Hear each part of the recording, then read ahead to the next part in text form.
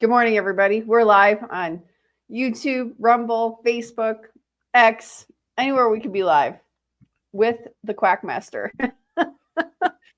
Good morning, everybody. This is Dr. Nelson. Dr. Kiltz is traveling to Australia. He might show up here today, but uh, we have Rick Rodriguez, the 41-year carnivore, Yay! as My our guest hero. today. And people have been talking about in other channels. Oh, Rick is going to be there this morning. So you're popular, Rick. Really? Yeah. I thought I'd scare everybody away. You might, but still. Maybe if you're 5'6" like me and stand next to you, that you'll be 5'6", towering. like you. Well, he's a whole foot taller than me. We were just talking before how tall Rick is. He's apparently 6'6". I won't believe it until I meet him at Hack Your Health in November. Yeah, I'm looking Because forward. right now you only look like 2 inches tall on the screen. yeah. Looking forward to taking that picture. I'm gonna have to bring a step ladder. Well, it's kind of hard to see, but if you look at the video with that Russ, we did a short video when he came down and we ate together at the steakhouse. You can see how tall I am. And a lot of people just don't know it because in pictures and video, I don't look that big. No. But when you see me in person, it's like, wow, what happened?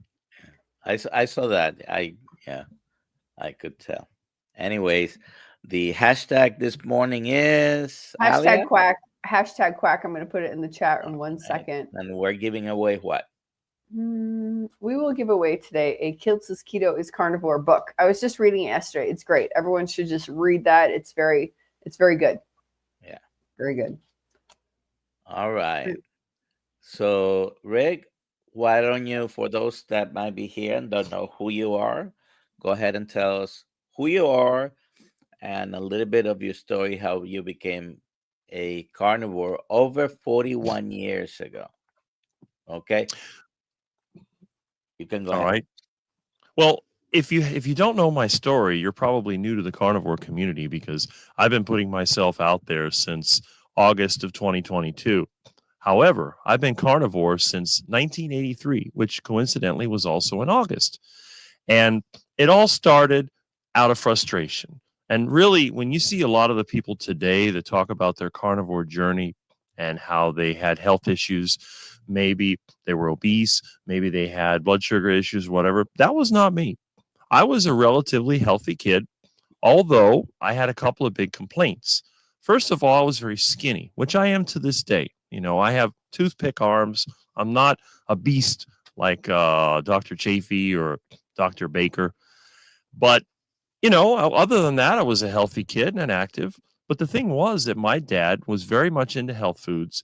And his whole thing was whole grains, fruits and vegetables, all the so-called healthy things, which as a kid I hated. To this day, there's nothing I hate more than cooked vegetables. They're mushy. They're disgusting. I don't like salad, although I did eat a lot of salad when I was growing up. But the frustration of being in junior high, being skinny, being picked on a lot, because when you're one of the shortest kids in school, and if you don't believe me, you can look at my YouTube channel and you can see a picture of me in junior high in 1982, 83, before I started the diet. So when I was helping my dad and we were building a carport, I fell through the roof. I broke my left arm and I was basically stuck at home. And I was just my low point. Can you imagine? Junior high was over. High school was coming. I was thinking about, oh, I'm going to get picked on. I'm going to have a really bad time in school. And I'm stuck at home. My mother, she was in college to renew her teaching certificate. My dad was working as an aircraft mechanic. And so I had a lot of time to think. And I started thinking, man, you know, I don't want to go to high school. If I could get sick or something, because a lot of times in school, when I didn't feel good or I wanted to avoid problems, I'd throw up at lunchtime. And of course, that was easy because most of the foods I didn't like. For example, if someone had a peanut butter and jelly sandwich and I tried to eat that, it would make me throw up. Another thing that would work really well was an avocado. And thankfully, there were avocado trees all over the place. So I could eat one of those. So it was easy to make myself sick at lunchtime. But the thing was that, you know, once I was at home and I started thinking about it, I thought, well, what do I really like? What kind of foods do I like? And I remember as a kid, you know, we didn't eat out often, but when we did, we had a place called the Sweden House Smorgasbord. And I would always go for, they had roast beef, they had fried chicken, they had seafood, they had all these different meats. And I thought, well, you know, I love the meats. So I'm going to eat that. And of course, we had meat in the refrigerator and freezer. So I started thinking, well, my parents always told me that eating butter and things like fat was bad. Every time that we had meat, it was always lean meat. I'm thinking, well, what could happen? Well, you know, maybe if you eat a lot of fat, you could get heart disease and it's going to make you fat. And I'm thinking as a kid, you know, I'm really skinny. I get picked on a lot. Most of the kids that picked on me were kind of fat. So maybe being fat wasn't so bad. So my idea was really simple. I'm going to eat all the fatty foods. I'm going to eat the stuff that I like. And if I get fat and I have a heart attack, that's even better because now I won't get picked on instead of having to go to school. And again, at that time, my grades were not great. So I thought I'm just going to maybe go to high school for 1 year and then get my GED. And that's it. I don't have to worry about school anymore. So that was pretty much my goal. And I started that diet. And of course, after a while, I just thought, well, this is kind of nice because even though my parents didn't really approve, they didn't have much of a choice. I was cooking for myself.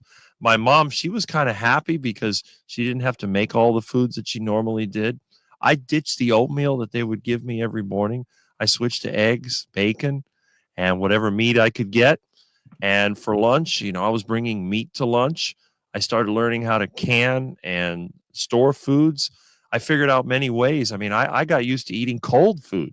So I could make like a ground beef stew and just put it in a container and eat it cold. Now, at the time, we used Tupperware containers, which were plastic, but still, you know, it was convenient because instead of dealing with the sandwich, which I didn't like, and again, every time I had a sandwich, I'd usually take the bread out and eat what was inside of it, usually ham or bologna or whatever turkey or whatever meat they had, and I'd give the bread to the ducks. So the carnivore diet for me started as sort of a rebellion. And then I remember sometime in high school, my parents and I were at the store. I think it was a grocery store. And I saw a Time magazine article. And it had a picture of like bacon and eggs on a plate. But the two eggs were eyes. The bacon was like a frowning mouth. And it said something about the bad news. And I got to look at that. And I remember we were waiting in line. And they're talking about how bad cholesterol was and how dangerous this diet was. So then what I started doing, I started calling what I like to eat heart attack. So I came up with the idea of a heart attack burger, which I didn't really do until later, you know, once I had more meat. And then I came up with, you know, heart attack chicken and whatever. I just called it the heart attack. So I laughed about it because a lot of times my dad would say, well, you know, you're okay when you're young, but when you get older, it's going to give you a heart attack. You're going to get heart disease. And of course, my mom had cancer. But the thing was, you know, even though she didn't eat meat, she still got breast cancer and had arthritis and all these problems. So I was thinking, well, you know, and I knew a few people that ate steak. You know, back then it was pretty popular, steak and eggs in the morning. There was an old man in the neighborhood. He was in his 80s and he was eating steak and eggs for breakfast. He seemed fine. So I thought, well, this isn't so bad. You know, I mean, if you're going to get a heart attack, it's going to happen when you're in your 80s or later, and you're going to enjoy your life until then. And that's when my whole philosophy changed. You know, my dad, he was always like about longevity. You shouldn't eat so much. You should eat more, take vitamins and all that stuff. And I was thinking, well, what's the point? You know, if you can eat all the good stuff, enjoy the meat, enjoy the fat, and just love your life, who cares if it's going to kill you of a heart attack? Because sooner or later, everybody's going to kick the bucket. It's just like animals. You know, you have pets like cats, you know, cats relatively healthy. And then maybe a few months before they die, they kind of get weak and then they just drop dead. So I figured, well, that's not too bad. And we had friends that were into like vegetarianism. There really wasn't any vegan that I know of back then, but all the vegetarians that we knew were kind of skinny and kind of, you know, frail and whatever. And to me as a kid, I figured, well, I'd rather be strong and have a heart attack than be skinny and then, just go through life kind of not being able to do anything. So that was a thought process behind the carnivore diet. And I never called it a carnivore diet. I called it the heart attack diet. So that's why to this day, my favorite foods I call heart attack foods. And of course, the duck thing, that comes from the fact that all the foods I didn't like, I would feed to the ducks, which was a way that I could get rid of it and nobody would know it. Because if I put the food in my pocket when I came home from school as a kid, my mother would get mad at me. But if I fed it to the ducks after school or during lunchtime, it would disappear. If I threw it in the garbage, somebody in the school would notice me. But if I'm feeding the ducks, who cares? And I got to, I was a kid, how kids love animals. I became really interested in the ducks. I love being around them. So my lifestyle became associated with heart attacks and ducks. And then sometimes people say, like, if someone is not going with whatever the narrative is, they call them a quack. Then basically, I just started saying, well, I'm a quack. It's just like to this day, you look for quack, I'm a quack because I'm just saying things that are going against what everybody tells me. But the really weird thing is that out of everybody I know, I seem to have benefited the most from being a quack. If I would have followed what everybody told me and been concerned about the phytonutrients and the whole grains and all that, then I would have been miserable. And again, I tried the plant-based diet in 1993, and it made me so miserable and so sick. So I thought that just confirmed my idea. I'm just going to go with what I know. I'm going to keep going. And yeah, I mean, if I have a major problem, I'll make changes. But I just kept going. I stopped. I haven't been to a dentist since 86. I haven't been to a doctor since 96. And I keep going. And somehow I haven't died yet. So that's really the whole carnivore diet in a nutshell. And I can't impress people. I can't go there and, show pictures of when I was fat or all the diseases I had, like some of the people do, the popular carnivores. Oh, I was overweight. I had this skin condition. I had this mental condition. Well, I guess I did technically have a mental condition because I hated being alive, but still, it's not the same thing. So that's the whole story. Very good. So out of rebellion and instinct, you ended up eating this way. And I say instinct because you instinctively hated some foods and this was great for you. Oh, that's going to give me a heart attack. I'm going to have more steak and eggs and bacon. Yeah, and the thing is, there's no downside to it. If I had to eat duck food to be healthy, I would be miserable. Can you imagine? I used to have to eat that awful tofu. That stuff was disgusting. It tasted bad, and it was supposed to be good for you. I thought, wow, this is not living. When I could have delicious eggs, or I could have regular cheese, or, yogurt. I mean, my dad used to make yogurt, so that was the one thing we always agreed on. And I actually learned how to make the yogurt. I did a really good job. I still do it to this day. I eat yogurt practically every day. And, in terms of fruits and vegetables, I enjoy growing fruits and vegetables, and I still do to this day. I have my bananas, my avocados, my mangoes, loquats, and all this stuff. Eating it is a different story because ripe bananas make me feel like throwing up. If I have to eat a banana, I'd have to get a green banana and fry it in beef tallow to make it edible. And the same thing with mangoes. I can't stand mangoes. They're way too sweet. They bother me, but I give them away. And avocados, I can eat 2 bites before I'll throw up because I really don't like them. And this stuff was pushed on me as a kid. You know what else I really hate? Are beans. Beans are the absolute most disgusting food I have ever put in my mouth. And my mother used to fight with me all the time. And it was impossible because every time I would eat them, they tasted mushy and nasty. They were disgusting. And you know how it is in Miami? My dad was Cuban and they love their rice and beans. Rice and beans is like the thing. They get the black beans and the rice. And those are 2 foods I really hate. I hate rice and I hate beans. Now, I can eat rice if it's mixed with a lot of meat. And I mean a lot of meat. You'd have to put like maybe 60% ground meat and a little bit of rice. My mom used to make those green peppers and I could eat them. And to this day, once in a while, I'll make green peppers, but I don't put rice in it. It's just ground meat inside of a pepper. I cook it in the pepper, and then what do? I cut the pepper, I throw that outside to the ducks, and then just eat the ground beef inside. So when we have a get together, we have green peppers. That's the way I do it.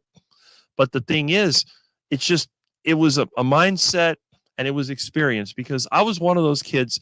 They would tell you things, and every time I tried it, and I tried to be healthy, to do the things they told me, and it never worked for me. And they used to tell me, well, if you want to get big and strong, you got to eat meat, potatoes, rice and beans, or whatever, and all that stuff. Another thing I hate is potatoes.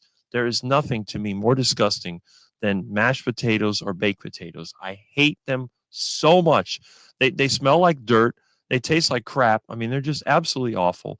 The only way I could force myself to eat any potatoes was to just pour the butter on it.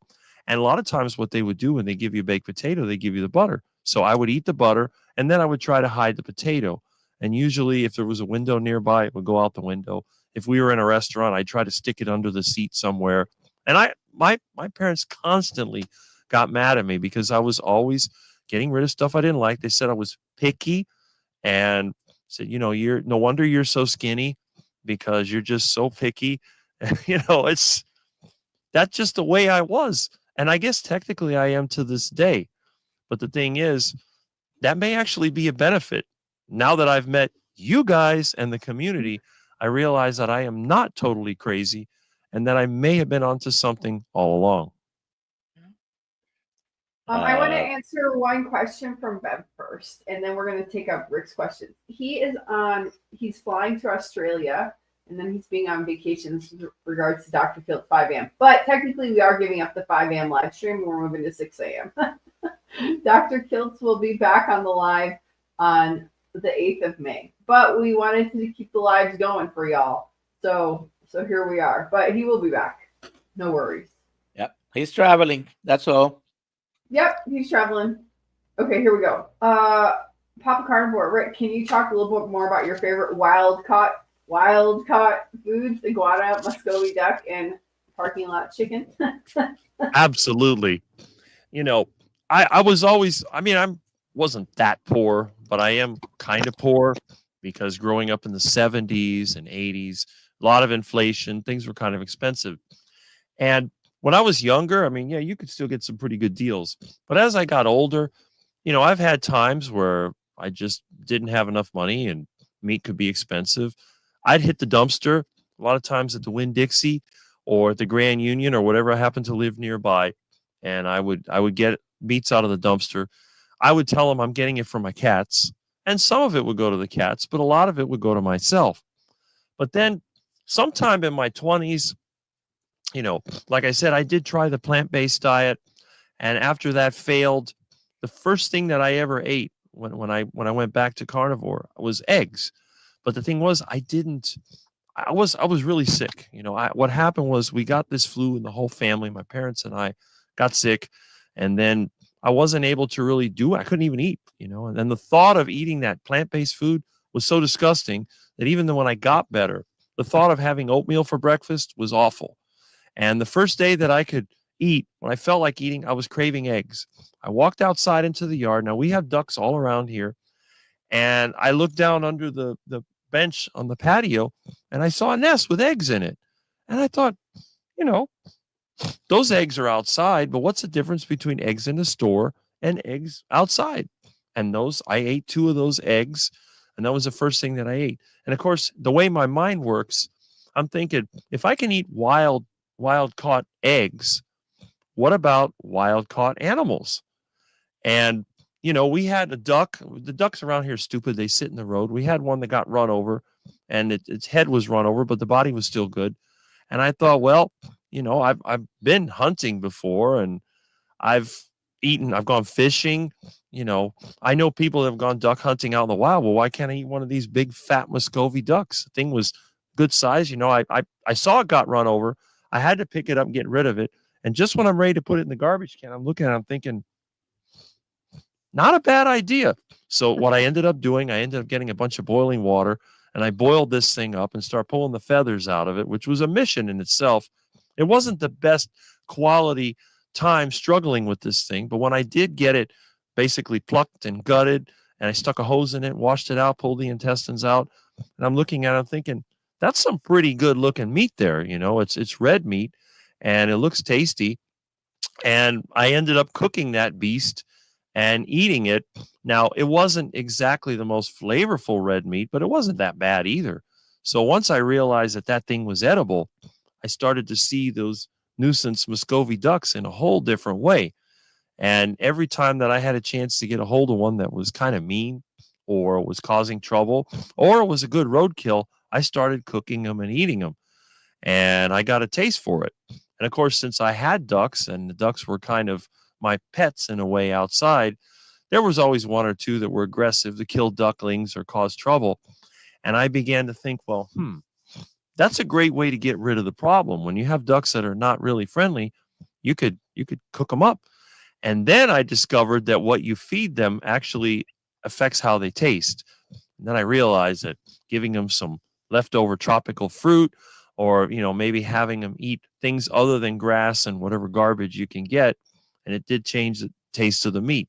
So as time went on through the 1990s, I became more and more of a connoisseur of Muscovy duck. And then I discovered that they were actually a high-end bird and that there were some fancy restaurants that served something called Barbary duck. And that was basically Muscovy duck that was raised on specific foods to make them more tender and flavorful. And of course, I became a total duck fanatic. And I went from seeing them as just something to throw garbage to something that, they're kind of interesting. And I became like the duck rescuer of the neighborhood. Every time there was orphan ducklings, I'd get them. Ducks are injured. I tried to help them. I even figured out how to use fish antibiotics to help the ducks that had infected feet and so on. So I became sort of an unofficial duck farmer. And to this day, I always feel good when I see them. They're really awesome. And, of course, that was a Muscovy duck story. Now, the iguana story started in the early 2000s because as a kid, we had iguanas, but they were rare. They weren't that common. And it really started with the same thing. I had customers that we would do, repairs and so forth. And we had one lady that had an iguana that kept going in her pool and then kept digging up the yard and whatever. And then I discovered there's a bunch of iguanas over there. So we're trying to catch these things and take them out. And then the one iguana I remember comes running across the pool. She's screaming. And I took the shovel and I hit it with a shovel and basically cut it into its head. So I have this big old iguana. I'm thinking, well, I'm going to put it in the garbage. And it's the same thing that happened with the ducks. I'm looking at it thinking, I wonder if that's edible. And then when I took it home, I basically started cutting it up and found out, because I've had gator tail before and frog legs. I'm looking at it's like, those look kind of like frog legs. And it looks like a little gator tail. So I cut the legs off and I cut the tail off. And basically, I went ahead and started just trying to cook it. I boiled it, just like if you were boiling, frog legs or lobster or whatever.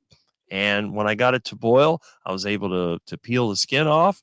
And I took a bite out of the meat, and the legs, they had sort of a froggy flavor, and the tail had sort of a fishy chicken flavor. And I thought, not bad. And then, of course, as time went on and as I got more and more iguanas, they became more and more of a problem. I started to get better at cooking them and catching them. And about 10 years ago, this reached a critical mass in this neighborhood. When I was here taking care of my parents, they were everywhere. Everywhere you look, there was iguanas running and climbing up trees and along the canal. You go down the canal, there was thousands of them all over the place. And I thought, wow, this is a really good opportunity. So I started hunting those iguanas, and little by little, I got rid of the iguanas that were around the house, and I kept going out towards the canal, and little by little, more and more were gone. And now today, there's only a few. There may be only less than 100 at any given time. And you see mostly little ones because I ate all the big ones. And, it just turned out people are complaining about these iguanas, how they're taking over. And I'm over there in my neighborhood around here, there's hardly any. You go to some of the more expensive neighborhoods, they're everywhere. They're running across the street. They're up and down the trees. They're swimming in people's pools. They're paying all this money to get rid of them. And in my neighborhood, for no cost, I have eliminated the problem. And they went from being a total nuisance to being just part of the environment. So when you go by the canal, you don't see many ducks. You don't see many iguanas. Now, for the last wild food, we have parking lot chicken. And as you know, this is a Cuban, Latin American kind of place. People like to keep chickens at home, even though they're technically illegal. And what happens? Well, they escape. Sometimes when people move, they just let them go, and then they just live wild. So pretty much any shopping center that has any kind of bushes or any kind of, empty lot or a place where there's food thrown out is going to have its flock of chickens. And the chickens will hang out, and as long as they can stay away from the raccoons and the hawks and the other predators, parking lot's perfect because they go under cars, they go in the bushes. So the predators, they're hard to get, and a parking lot is a wide open space. So if a predator wants to eat a chicken, the chickens are going to see it. They're going to go together. They're going to start clucking. And parking lot chickens are light. They can fly. And all parking lots have these little trees that they make them put in there. They're pretty much useless for shade. But you know how it is. The government says you have to put a certain amount of trees. So the chickens will go up in the trees, and then the raccoons have a hard time getting them. So that is a very interesting source of chicken. And again, one day I happened to be, it was either Presidente or Winn-Dixie, I forget what it was. And the chickens, one of the chickens got run over. So I thought, okay, let me grab this. I took it home with me, and I plucked it and cut it open. And it was interesting because chicken to me is usually like a mild kind of white meat. And these are almost duck-like. They tended to be darker, although a bit on the tough side. But again, you can make anything edible by using a crock pot or a pressure cooker. And I figured out ways of, you can marinate the chicken in sour oranges or whatever to break it down, and you can fry it. So parking lot chicken became a thing. And I think the parking lot chicken was probably, I don't know, maybe 7 years ago or something like that. I think 2018 was the first time that I ate parking lot chicken. And then I added that to my menu because there were so many of them. So you have three sort of urban, wild, free-range sources of meat. You have the good old Muscovy duck, Rick's favorite. Then you have the iguana, which is a great source of wild meat. Usually you can get it along the canal. And you have parking lot chicken. And they're all tasty. Oh, and there's one more thing that I've eaten. If you've ever heard of squab, squab is squab? young pigeon. Young pigeon. Young And pigeon. How can you tell the age of a pigeon before you eat it? they can't fly. They're still in the nest. Oh, They're fat. Okay. And I've had to do a lot of pigeon removals. There's a lot of pigeons that fly around the city. They get into air conditioners. They make nests in some of the worst places. And, you have to get rid of the pigeon nest, and there's little pigeons in there. What are you going to do with them? Well, they can't live without the mother. And if they're big enough, you turn them into squab. And that was something I had looked up because I'm thinking, uses for baby pigeon, and it says squab. So I learned how to prepare squabs. So that's another source of wild meat. And that's just, I don't have a problem with it. It's tasty meat. And the squabs are actually kind of tender. I'm surprised that they're not more popular. You would think they would sell them at maybe one of these high-end stores. But, they are city pigeons, so who knows what they eat. But that's about it. And those wild sources of meat are convenient. They're cheap. And, if you have them, why not eat them? Teddy says he isn't exactly helping the Florida man stay. It gets far worse than that. Yeah. Oh my Now, God. about the iguanas, I left Puerto Rico. I've been back to visit family, but I left Puerto Rico 40 years ago, 1985. And there was rarely an iguana, and definitely not the larger ones. Now it's like too many. And many years ago, when the numbers started to go up, you couldn't touch them, you couldn't eat them. But then they started proliferating so much that the government said, hey, you catch them, eat them. So now they sell them. My wife, we went on vacation to Puerto Rico, and she was staying at a resort, and she hears us. She was in the pool with the kids. She hears a splash, and when she looks back, it's like this gigantic iguana who had got into the pool, swam to the other side, and came out on the other side. In Mexico and Central America, they called them gallina de palo. And if you go to a restaurant and they give you gallina de palo, gallina means hen, but it's not really a hen, it's iguana. Well, down here they call them chicken of the trees, so I know what you mean. Yeah, that That's exactly it. If anyone has any questions, please put we have them. tons of questions, and this chat is just cracking me up all morning so far. And I had a question, I totally forgot, so I'll ask somebody else's question. I'm going to ask the actual like medical questions at the end. Right now, we're just going to ask Rick questions. Don Smith, how do you get the mud taste out of duck meat? Well, that depends. If you harvest the duck directly from the canal, you'll never get rid of it. You can try to marinate it. It kind of helps. I find that sour orange is a great way, and I have sour orange trees, so you can actually juice that out and make a paste out of it and put the duck meat in there. But the best way to get the mud taste out of duck meat is a technique that I use. You catch the duck alive. You bring it home. You put it into a special duck pen, and then you feed it all the kind of foods that you shouldn't feed yourself. The breads, the pastas, the fruit, all the stuff that's high in sugar. And what that does, it's sort of the mud taste, I think, especially in the male ducks, is because of the testosterone that they have. It's like when they used to have what they call capo. There's some name for a rooster that they castrate. I forget what that's called. And then what they do, it takes away the strong taste of the meat. But I find that if you do sort of a natural foie gras technique, now foie gras is where they take a funnel and they put the food in there and they force it down their throat so they can make their liver fatty. But if ducks are greedy eaters, if you can get enough bread and enough pasta and rice and all the stuff that most people like to eat, and you feed it to them, it causes their meat to become more fatty and they lose that strong taste. I think a lot of that strong taste is because wild birds, they're always flying, they're always trying to get away from predators, and they have to be kind of on the go. But when you get them fat and lazy, the meat tastes a lot better, and it tastes actually more like beef. So once you've got your duck fattened up and lazy, that's the best time. And then, of course, I have a special system for processing the duck. I don't have to handle it because trying to cut the head off a duck that's fat is really difficult because they're hard to grab a hold of and they have claws and they can be really tough.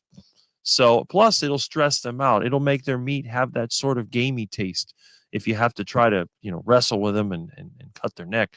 But what I use a special duck guillotine, which is basically automatic when they stick their head through to eat. Well, at one time you just pull the pin out and they stick their head in, boom, it goes right, takes their head right off. And the meat has a really good flavor because they never have a chance to be stressed. That duck may be fed for a month in really good conditions, in a nice enclosed area with no predators, with female visits whenever he wants them. And, it makes the meat taste so good. But the wild meat, I've never been able to get it to taste really good. So you have grain and fruit finished dog. Yes, tropical fruit is the best because they can eat bananas, mangoes, avocados, whatever tropical fruit you have. One thing they really love are those little palm berries. We have what's called a Christmas palm. It has little kind of red berries, and they're everywhere. I have a bunch of them in the yard. And then what I'll do, I'll collect those berries. They eat the meat that goes around the seed. They love that stuff. And if they eat enough of it, they also like coconuts. If you get some coconuts and crack it open and give it to the ducks. So the more tropical fruit you can give them, the nice, fatty, more flavorful they get. And the grains, of course, that works too. But the problem is I've had ducks get a heart attack when I tried to feed them too much of that stuff. And I know that they had a heart attack because they were living by the canal. They probably ate a lot of junk food. And then all of a sudden the duck is dead. So when I cut it open to see what happened to it, you can see the little duck heart. There's actually stiffness in the artery coming out, and you can see that it was clogged. So it's pretty easy to tell when a duck dies of a heart attack.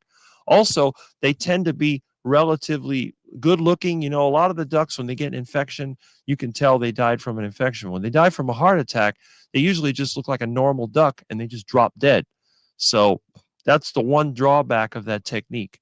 But giving them tropical fruit like that doesn't seem to do it. It seems to be more that the bread eating, chip eating ducks are the ones that get the heart attack. The ones that live off the palm berries and the tropical fruit, they don't seem to have that problem, and they do put on weight, and the meat is flavorful.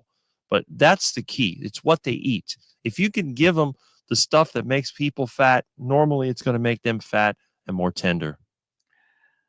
Now you're attracting worldwide people this morning because we have Professor Barkay here, among others. I know we have DC as well. So people from all over are tuning in. Hashtag quack. We're giving away a Yeah. book. Yep. Hashtag quack for Kilt's keto is carnivore. Let's see. What are you cooking today? Well, let's see. Once I get off of this, I'll have my breakfast. I have some ground beef and I have some duck eggs. I was able to locate another nest over the weekend. So I have 2 eggs a day until they run out. Hopefully, I'll find another nest. And then for lunchtime, I have some store bought chicken. So I'll make heart attack chicken, which is basically chicken. I think I have, well, I had chicken legs, but now I have leg quarters. They were like 68 cents a pound. So I'll cook those up in some lard. And then I think for dinner, I'll have a heart attack burger. And if you don't know, my heart attack burger is 4 1/2-pound patties with about 8 slices of cheese. And if I have it, I'll have bacon. I don't have bacon now because it's too expensive. And the buns, which I don't have now either because I don't have enough eggs, they're made out of eggs, cheese, and pork rinds or whatever other fatty meat bits I can get. So, but that's probably what I'll have today. It's So good. I'm looking forward to it. I think Rick needs to come up with a recipe book. He does. But look, Steve Stone says I do a lot of hunting and harvesting wild game like deer, caribou, and elk. I was concerned about coming out and telling my story and upsetting the not hunting folks, but after listening to Rick, no problem. Absolutely.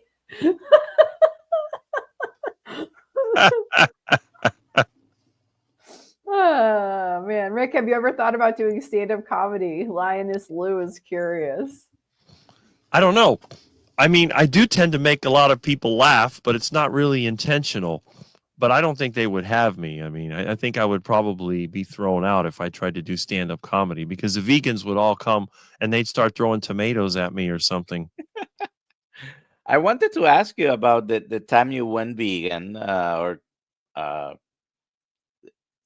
you mentioned you felt bad, but can you be more specific? Did you develop any illnesses or bleeding, rashes? You mentioned vomiting. Well, let me tell you how that went. We had Hurricane Andrew in 1992, and I had more meat than I ever could imagine because, as you know, being kind of poor, but I mean, of course, I was a college student at the time. I was eating some meat out of the dumpster, and I wasn't hitting the wild game yet, but I was getting leftovers. I did house cleanouts, which I still do to this day. People would give me meat that was frozen that may be several years old. And, when I was after Andrew, I was staying with my parents. Before that, I wasn't. And then it was like my mother and my dad got really concerned because all I ate was meat. I didn't eat any fruits or vegetables. And I wasn't taking any vitamins or anything. And I was working relatively hard. And they thought, well, I know that you've been doing this since you were a teenager, but now you're in your 20s. And if you don't change your diet, you're going to end up getting sick. You're going to become heart disease, obese, whatever. I said, but I'm skinny. I'm skinny. If you look at a picture of me, I put one up on my YouTube channel. I was very thin. I think at the time I was skinnier than I am now. I may have only been like 180 pounds or something like that. So it didn't make sense to me.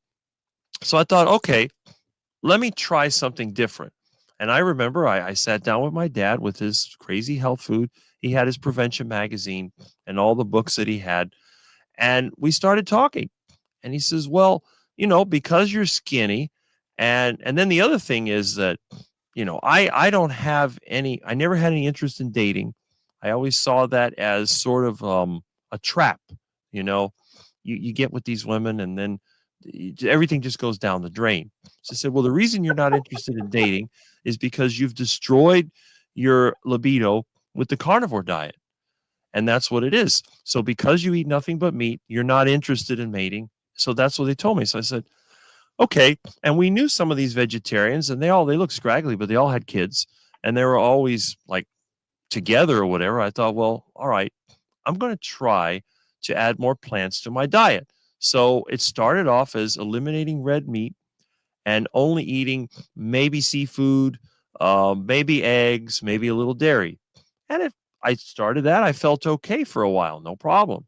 January, February, whatever. But then I just didn't have the energy that I did before. I just sort of got, I don't know how to describe it, but I wasn't as motivated as I used to be. I've always been sort of a problem solver. You know, when Hurricane Andrew came, I actually converted my generator to run on wood. You know, I do alternative fuels and I would build things. I was even welding with a car battery with basically we had no electricity. So I used car batteries and, you know, the welding rods to weld, which again, just jumper cables, a welding rod and a car battery. So you can only imagine what kind of, you know, I've always been an inventive kid. I took electronics and electrical engineering, but I started to lose that. I go, well, you know, And then I started not feeling so good. Usually I get up in the morning and I'm watching outside because I don't use an alarm clock. I set the time that I want to get up, but I started eating that plant crap and I just didn't want to get up. You know, it's 7 o'clock in the morning and I'm thinking, I might sleep a little bit longer. So my energy started going down. Everything just wasn't feeling good. And then, of course, my dad and his friends, they said, oh, that's because you need to get rid of all the animal foods. You need to get rid of the eggs and the dairy or whatever. That's going to fix the problem. And I did that. And I, you know, felt okay, but I just didn't have my usual energy. I didn't feel like doing things. And then the other thing was if I bumped myself, it would hurt a lot more. If I scraped myself, it didn't heal as fast. You know, I mean, like a week ago, my cat ripped my finger open. In a week, Ouch. it completely healed. Yeah, it was. I showed it one of it. It's completely healed now. But this, and I work with a lot of, you know, I work in a lot of outdoor conditions. I get bumped around. And then the other thing that really bothered me is that I would get hungry. And it was like, normally I don't get hungry. I never really have. And if I did get a little hungry, I was looking forward to what I was going to eat. So, for example, like now, if I feel a little hungry, right now I'm thinking I'm looking forward to my breakfast, the ground beef and the eggs and the yogurt. And I'm thinking, oh, that's good. But at that time, I was thinking about, oh, I'm getting up in the morning. I was kind of craving eggs, but what do we have? We had oatmeal and tofu and nasty stuff. And then the juices and then all the vitamins that my dad wanted me to take. We're talking about 20 tablets or more than that, all these bottles, vitamin C, vitamin D, vitamin K, blah, blah, blah, all this other stuff. And swallowing a bunch of pills is just not fun. Some of these things are huge. So you have to put this thing in, drink water and swallow it. And just the whole idea of eating and taking all this crap and then the juicing. Oh boy, did I hate that. You have to put all this plant material into this thing and you turn on and go, and this thing is all blending up. It looks like something like when you mow the lawn when it's raining and you get all this green crap going around coming out of the lawnmower. You have that juice coming out. That's what it reminds me of. And it smells just like cutting the grass. So you're blending this stuff up and, oh, put an apple in there, put a banana in there. I'm thinking, you know, I could do the same thing out in the yard, but I'm not going to eat that nasty stuff. And then those stupid seeds, the flax seeds, and then the chia seeds. And I keep thinking about the commercial, chia, da, da, da, da, da. You know, where you have that little ceramic thing that you put water on, you put the chia seeds in it. It was so stupid. And the pumpkin seeds. Oh, you have to take pumpkin seeds because it's good for your prostate. Like, oh, what else? And that's what I was doing. So I was eating all this plant-based crap. It makes me itch just thinking about it. And that was the other thing. I've always had sinus issues since I was a kid, and I have them to this day. And I don't want to take care of the problem because if I did, they were talking about operations. They were talking about medications. I'm like, you know what? If I sniffle from time to time, it's not the end of the world. But I think there's an advantage to it. And the advantage is that I don't get respiratory issues. I've never had respiratory issues. However, when I was a kid, I used to get terrible sore throats. It's, oh, you get strep throat, whatever. Well, I went on this plant-based diet. Not only did I feel like crap, I was nothing but crap. So probably by about April, I had diarrhea on and off, and it got worse. And then I ended up with constant diarrhea. Every time I went to the bathroom, it was diarrhea. Now, the one thing that my dad used to tell me is when you eat a healthy diet, you need to go to the toilet as many times as you eat. So if you eat 3 times a day, you have to go poop 3 times a day. Now, I used to go just once a day. Well, I started going 3 times a day, then 4 times a day. Then, I mean, it seemed like it was every hour. It was just really, really bad. Now, going and having diarrhea constantly, it gets hard to sit down because you end up with the sore rear end.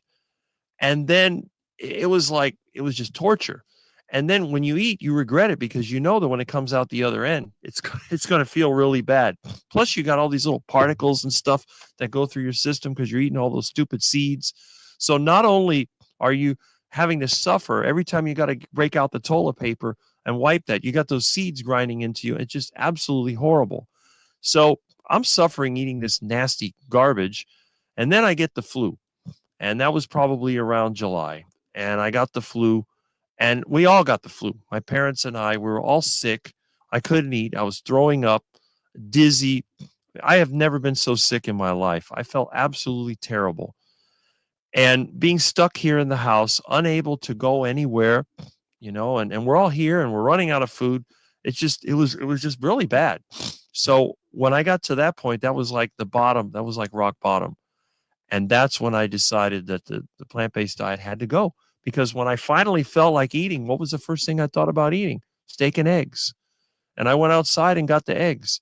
And the thing is that once I ate those eggs, it's like, it just all of a sudden, I feel like I'm going to eat again. I feel better.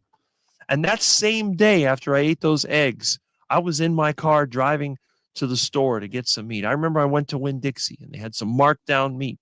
And it was like less than $1 a pound. And I thought, man, I got to get this. And the thing is that my mom and dad used to tell me that when you're sick, you don't eat meat because it's hard on your system. If you got digestive issues, the worst thing you can eat is meat because it's going to make it worse. But when I was cooking up that meat and I could smell that delicious, it just smelled so good. And I had those eggs. I was like, and I was eating it. It's like, wow, this feels good. And the diarrhea stopped. It's like I'm eating meat and the diarrhea stopped. I mean, there was a little bit here and there, but for 2 days or 3 days after that, I didn't go to the bathroom once. And I felt so good. And finally, instead of having a sore rear end, I felt better, and it's just one of those things. And that was, I think, the moment where I decided that the plant-based diet was not for me. And again, I know people that love their plant-based foods. They enjoy it. And I can't. It doesn't work for me. I don't care how much you try, how many juices, how many supplements I took, everything I did, it didn't work. So I'm back to the animal based, the meat eating diet, the heart attack diet. Who cares?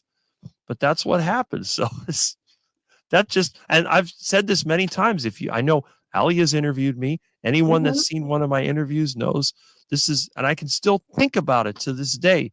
It's like, wow. And by the way, that's another thing I wanted to mention. When I went plant-based, I went back to when I was a kid. I used to be very scatterbrained.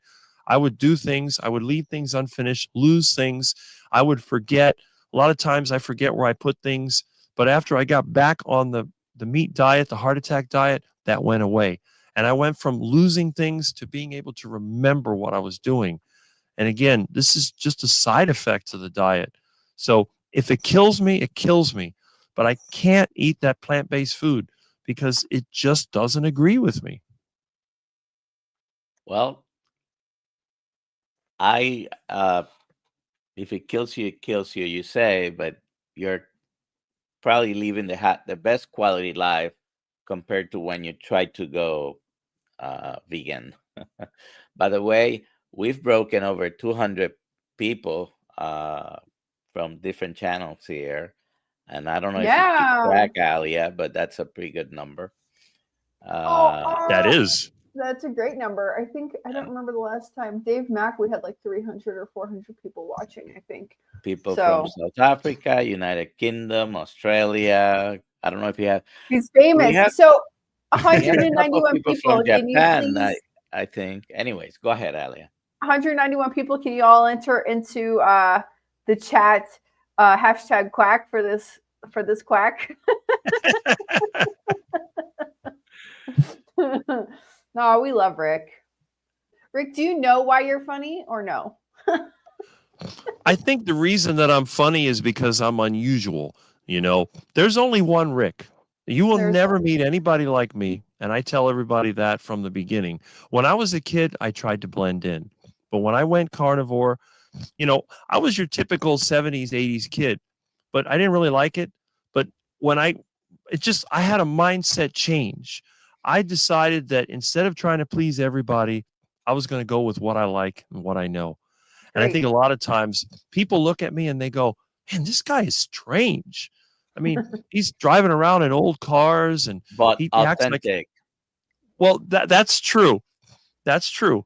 I don't have to pretend to be anyone because believe me, nobody else wants to be me. You know, you'll see people line up and try to imitate somebody else, but no one is ever going to imitate me. And I can guarantee that. And I think that's one of the reasons it's funny is because you look at this crazy guy and you go, it's like when you watch one of these comedies on TV and they do stupid things, somebody trips and falls, you laugh at them because it's so outrageous.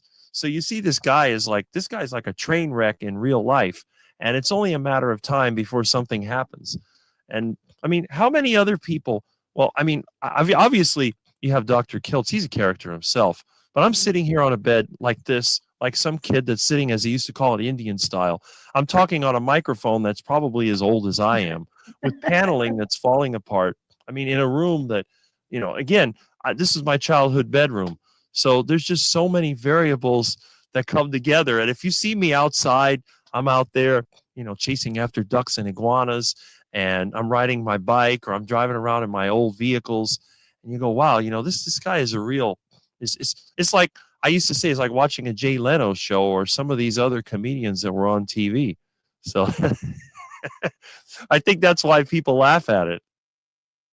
Maybe. What's Maybe. I have a somebody keeps question about that asking- comment. What's the longest time you've been doing live streams on Saturdays, and sometimes you go a long time? What's the longest you've had so far?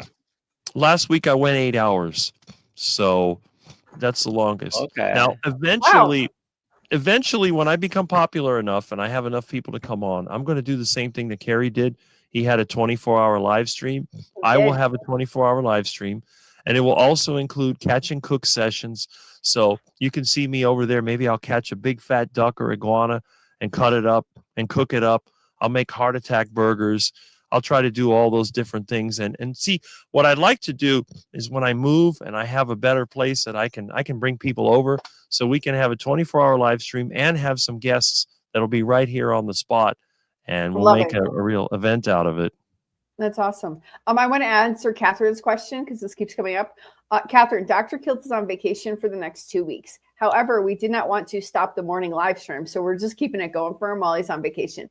He is in Australia. He's going to an event, a carnivore event this weekend, and then he is on vacation with his wife. So we're going to keep it going. He loves you all. Maybe he'll stop in. We don't know. We have no idea, but we wanted to just keep it rolling. Keep the show going. Is that what's the show must go on.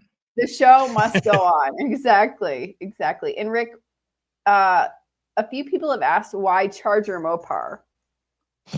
Well, that's very simple, because the only car I've ever had, the only car I ever like, is the Dodge Charger from 1968 to 1970. And when I started on YouTube back in 2007, I had 2 channels.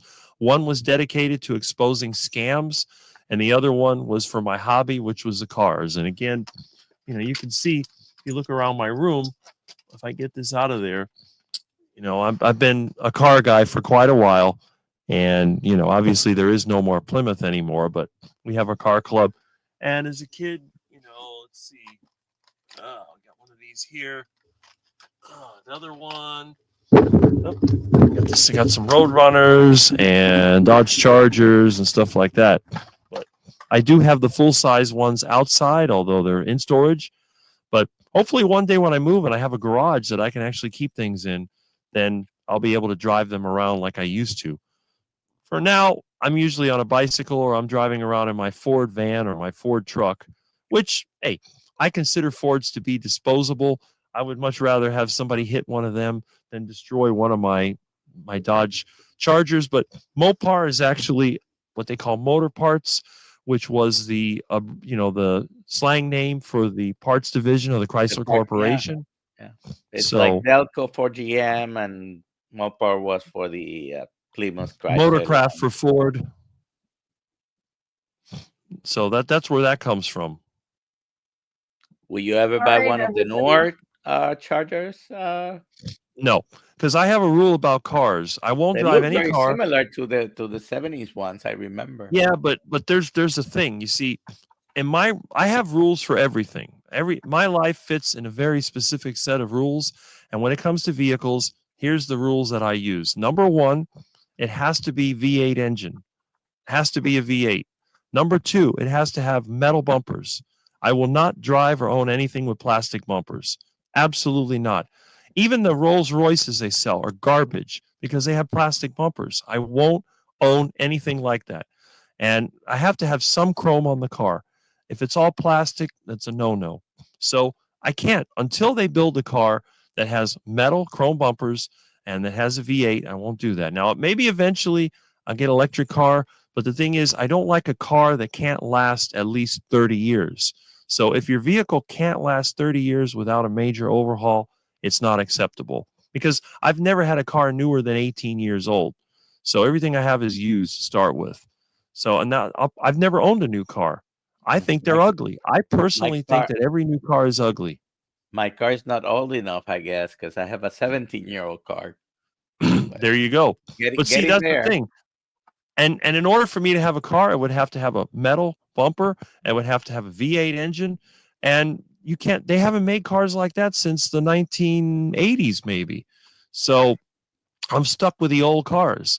Yeah. Worst case scenario, I'd have to build my own car. I would rather stick an engine in a dumpster than drive a new car because I think they're ugly. They are just ugly. I don't like cars with rounded corners. Plenty of people say they don't make them like they used to, Rick. And they don't. I can say they don't make people like you like they used to. Well, that's probably a good thing. Yeah. All right. Well, I can't believe this hour flew by. Oh my goodness. It flew by so fast. Thanks, Rick. You know why? Because you're here. Yep.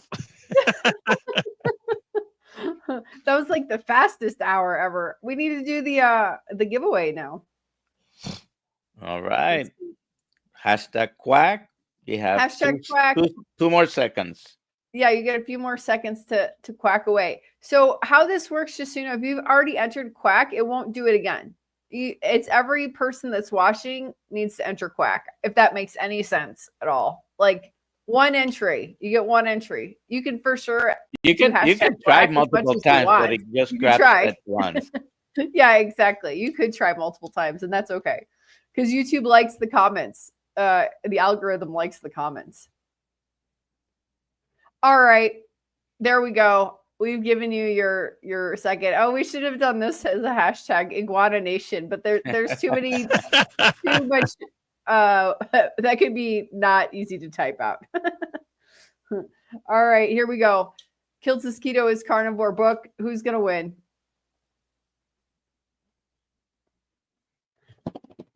Quack, quack, quack, quack, quack, quack, quack. Life After Carbs, Chris. Hello, Life After Carbs, Chris. Congratulations. So what you need to do to claim your gift is you need to email alia@drkiltz.com, and I will put that in the chat. I need your real name and your address.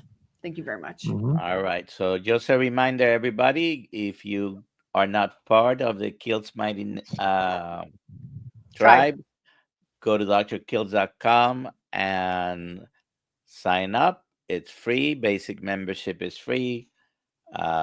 Mondays. And it will be forever. The basic membership will be free forever.